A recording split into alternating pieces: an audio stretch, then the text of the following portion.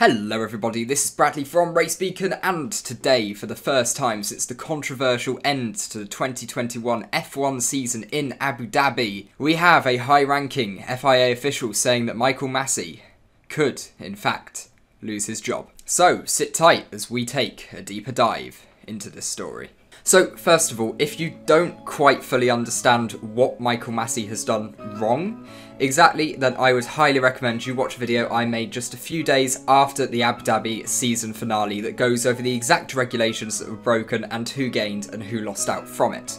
But this is very major news because this is the first time that anybody involved with the FIA has openly admitted that Michael Masi could actually lose his job. So there are many options currently under consideration by the FIA. Michael Masi himself chaired a meeting discussing the use of the safety car and how that could change going forwards. Apparently, among the options under discussion are reducing the workload on the race director and having more than one race director and rotating them over the course of the season. What mostly caused these issues was a lot of the duties of the race director piled up under the leadership of Charlie Whiting, who did an absolutely phenomenal job throughout his career. Plans are also supposedly in hand to provide extra remote help to the decision makers in race control, in a similar fashion to the way teams make use of engineering and strategy support from mission control facilities at their factories. But this leads us into the big story.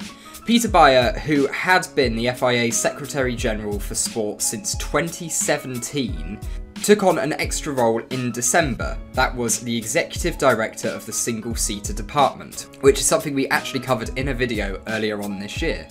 When asked about Michael Masi, Bayer replied, "He has done a super job, we have told him that, but also there is a possibility that there will be a new race director. I can only make suggestions to the World Council, and they will definitely include him." Bayer has also said that Masi has developed a relatively thick skin against the attacks of individual teams. When you work at the FIA, you have to be aware that you are working for the sports police. The policeman rarely get sympathy, as in daily life. What has become unbearable is reactions on social media. They will stop at nothing, as you saw with the death threats against Williams driver Latifi. Michael doesn't have a social account, but the hostility in other channels really has hit him. I assured Michael of the Federation's backing in our discussions and let him know we want to continue working with you, but I also need your understanding that we have to deal with the issue. On the topic of reducing the workload, Bayer said, "There will be a division of the tasks of the race director, who is also sports director, safety and track delegate." More specifically on the actual issues of Abu Dhabi, he stated, "Masi had several options in those seconds when he had to decide, all according to the regulations.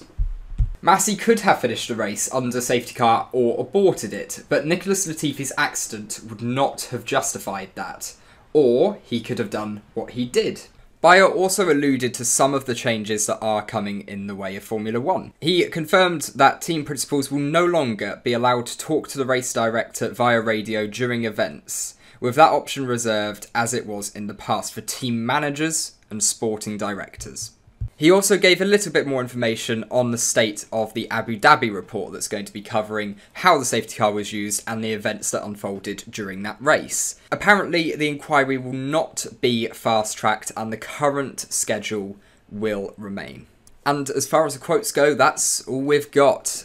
Do you think that the FIA should install a new race director, or do you like the idea of having several race directors and maybe some of them working at the same time as each other, or switching as the season goes on? Let me know down in the comments, and don't forget to like and subscribe to the channel because we've got a lot of big projects, including live coverage of the Barcelona pre-season testing session, because if F1 won't bring you coverage, we are going to do all that we can to give the motorsport fans something that they can watch live, with updates coming in from journalists at the track, and also all the updates to the timesheets as the day goes on.